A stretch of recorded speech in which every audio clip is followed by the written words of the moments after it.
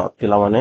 ଆଜି ଆମେ ଏଠାରେ ଏକ ଗୁରୁତ୍ୱପୂର୍ଣ୍ଣ ଅପଡେଟ୍ ବିଷୟରେ ଆଲୋଚନା କରିବା, ଯୋଉଟା କି ତମର CHSC 2026 ରେଜଲ୍ଟ ବିଷୟରେ, ଯୋଉଟା କି ତମର ସମାଜ ନ୍ୟୁଜ ପେପରରେ ପ୍ରକାଶିତ ହୋଇଅଛି। ଦେଖ ପିଲାମାନେ, କଣ ସମାଜ ନ୍ୟୁଜ ପେପରରେ ପ୍ରକାଶିତ ହୋଇଛି ସେ ବିଷୟରେ ଆମେ ଆଲୋଚନା କରିବା। ଆସନ୍ତା ସପ୍ତାହରେ ଯୁକ୍ତ 2 ପରୀକ୍ଷା ଫଳ, ଅର୍ଥାৎ ଆସନ୍ତା ସପ୍ତାହରେ ଯୁକ୍ତ 2 ପରୀକ୍ଷା ଫଳ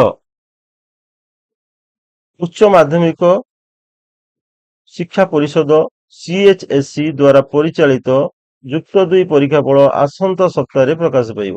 ଏ ନେଇ ପରିଷଦ ପକ୍ଷରୁ ପ୍ରସ୍ତୁତି ଶେଷ ହୋଇଛି।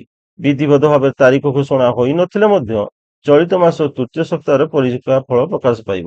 ତୃତୀୟ ସପ୍ତାହ ଅର୍ଥାତ୍ 14 ରୁ 21 ତାରିଖ ମଧ୍ୟରେ କଣ ହବ, ପରୀକ୍ଷା ଫଳ ପ୍ରକାଶ ପାଇବ। ଏବଂ এই ପରୀକ୍ଷା ଫଳ କୁ କଣ କରାଉଛି, ଏକାଧିକ ଥର କଣ କରାଉଛି, ଯାଞ୍ଚ କରାଉଛି, ଯାହା ଫଳରେ କଣ ହବ, ପରୀକ୍ଷା ଫଳ ତ୍ରୁଟି ଶୂନ୍ୟ ହୋଇପାରିବ, କୌଣସି ଭୁଲ ଭାଲ ଯେମିତି ନ ହୁଏ ସେଥିପ୍ରତି କଣ କରୁଛି କାଉନସିଲ ଧ୍ୟାନ ଦେଉଛି।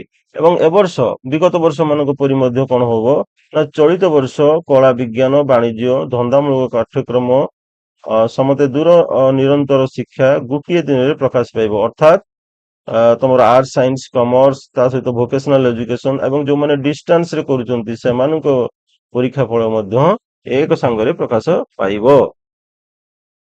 ସେଥିପାଇଁ ପିଲାମାନେ କଣ କରିବାକୁ ପଡିବ, ପରୀକ୍ଷା ଫଳ ଯେହେତୁ ଖୁବ ନିକଟରେ ପ୍ରକାଶ ପାଉଛି, ତେଣୁକରି ତୁମମାନଙ୍କୁ କଣ କରିବାକୁ ପଡିବ ନା, ତୁମର ଯୋଉ ଆଡମିଟ କାର୍ଡଟିକୁ କଣ କରିବ, ଆଡମିଟ କାର୍ଡଟିକୁ କଣ କରିବ ନା, ସଂଗ୍ରହ କରିକି ରଖିବ, ଯାହା ଫଳରେ କି ତୁମକୁ କଣ ହବ, ପରୀକ୍ଷା ଫଳ ଦେଖିବାରେ ସହାୟକ ହୋଇପାରିବ।